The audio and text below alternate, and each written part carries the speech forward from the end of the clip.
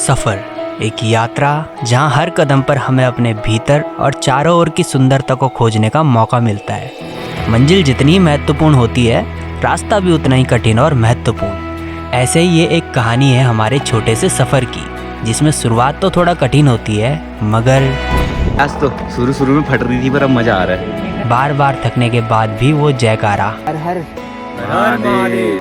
हर हर अनजान प्राणियों से मुलाकात, फिजिकली डिमोटिवेशन, कल रात को तो इस लड़के को हम पकड़ के लाए उठा के। घुटने वैसे काम कर नहीं रहा अभी फिलहाल, पर उतरना तो पड़ेगा। मजाक नहीं है।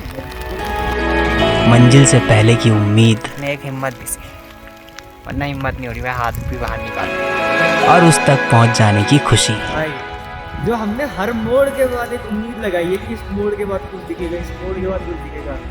भाई कितने मोड़ चले गए, पर अब जाके कि जब पहली बार कुछ दिखा है तो सारा थोड़ा लग रहा है कि हाँ भाई मेंटली फिजिकली पूरा टूट चुके थे। बस यही कुछ है इस सफ़र में।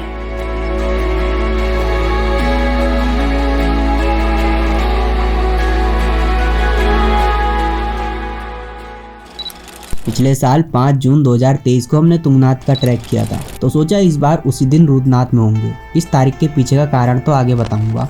तो 4 जून को सुबह 7 बजे हम देहरादून को अलविदा बोलते हैं।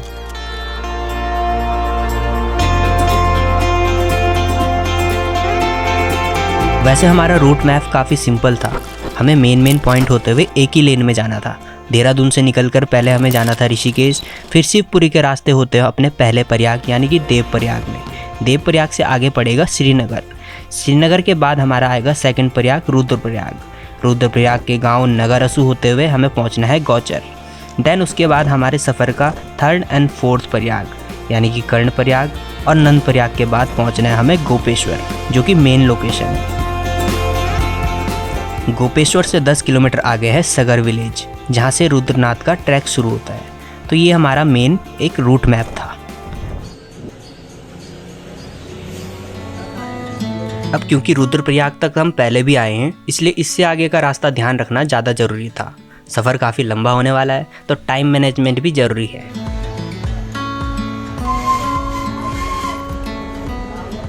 इस सफ़र की शुरुआत ही मैगी से हुई थी, और आगे भी इस मैगी का काफ़ी अहम रोल होने वाला था। और हाँ, इलेक्ट्रॉल पाउडर का इससे भी अहम।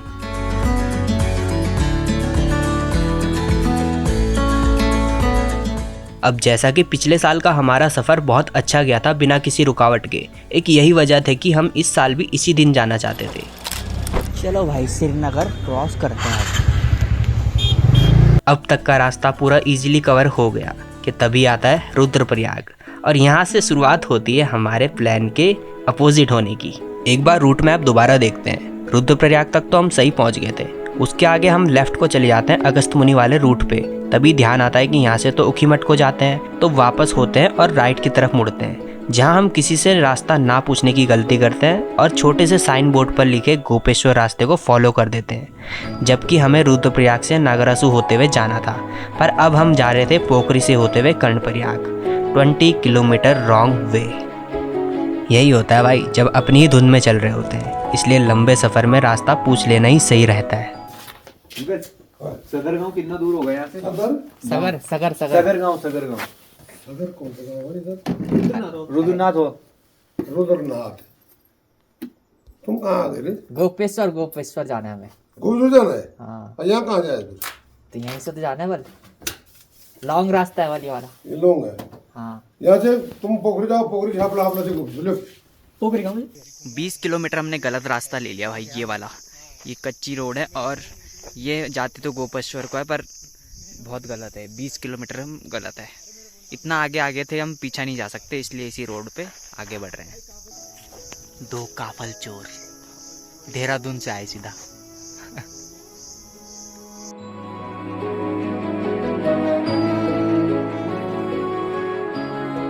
खैर, जो भी होता है अच्छे के लिए ही होता है। ये रास्ता भी काफ़ी खूबसूरत था, और अब हमारे रूट मैप में पोखरी भी जुड़ चुका था, जिसको क्रॉस करने के बाद हमें कर्णप्रयाग पहुंचना था।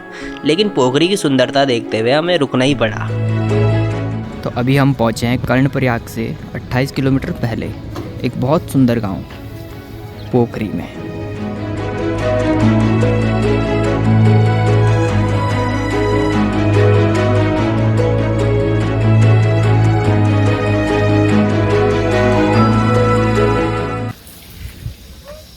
पोखरी के मार्केट में अपने बॉयज लोग। पोखरी से निकलते ही मौसम भी खराब होने लगा।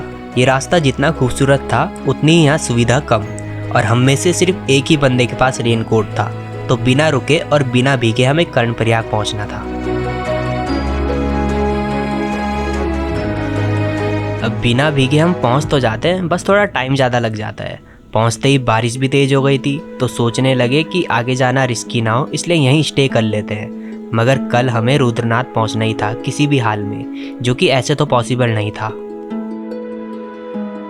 अब यहाँ पर मंजिल महत्वपूर्ण थी, और मंजिल जितनी ही महत्वपूर्ण होती है, रास्ता भी उतना ही कठिन और महत्वपूर्ण।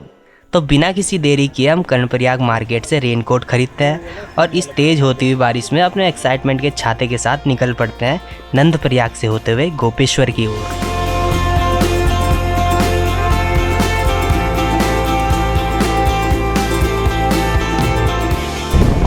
Road to Nandprayag.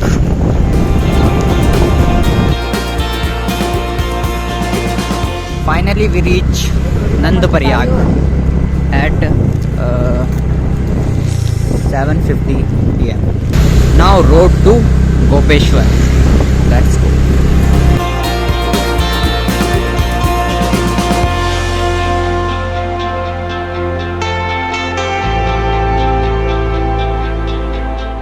अब एक्साइटमेंट तो पीक पर थी, इसलिए हम बिना रुके गोपेश्वर से आगे और सगर विलेज से 1 किलोमीटर पीछे पहुंचते हैं, और यहीं हमारा आज का स्टे भी है।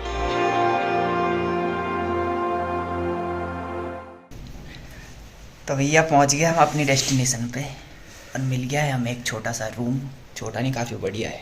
सगर गांव में डबल बेड है। इसके जस्ट ऊपर से तो रुद्रनाथ की वो ट्रैक शुरू स्टार्ट होता है, होता ट्रैक स्टार्ट होता है, बट हम यहाँ से नहीं जाएंगे, हम मेन वाले रास्ते से जाएंगे। और पहुँच गए हुए बड़ी मेहनत से, उससे किससे, साहस से। कितने बजे पहुँचे हम लगभग?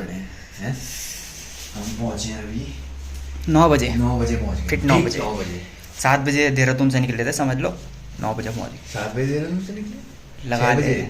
6 बजे। चल कितने घंटे लग गए हमें? 12 से 12 14 घंटे। ये तो रुद्रनाथ से भी ज़्यादा लग गए। 15। फिर भी हम रुके नहीं ज़्यादा, पर कोई नहीं भाई। आराम से क्या गाड़ी चलाई है भाई ने, मतलब मेरी लिस्ट में तो है सर्टिफाइड राइडर बनने के एक स्टेप ऊपर है, बना नहीं है अभी, पर बहुत बढ़िया गाड़ी चलाएगा। इधर आओ, इधर आओ। अबे पुरस्कार दूंगा भाई। इधर आओ। मोबाइल किसका है ये? पुरस्कार मिलेगा, क्या दें इसको? अब जैसा कि हम 8:30 से 9 बजे के करीब यहाँ भीगते हुए पहुँचे थे, तो इस वक्त जगह ढूंढने से अच्छा जो मिला वहीं रहना ठीक लगा, इसलिए खाने के मामले में पहला एक्सपीरियंस अच्छा नहीं रहा। ये यहाँ के रूम सेट है भाई, अभी नए नए बने हैं। हमारा वो वाला है, सबसे लास्ट वाला। एडवेंचर दिखेगा आपको, एडवेंचर कल एपिसोड में निकालूंगा तो ये पहला एपिसोड होगा, कल से दूसरा। अभी तक का सफ़र कैसा भी गया हो, मगर कल जो रुद्रनाथ के पहाड़ चढ़ने की एक्साइटमेंट है ना, वो कुछ अलग ही है। 40 डिग्री से निकलकर सीधा 16 डिग्री पर आ गए, मतलब एडवेंचर की शुरुआत तो हो ही गई है।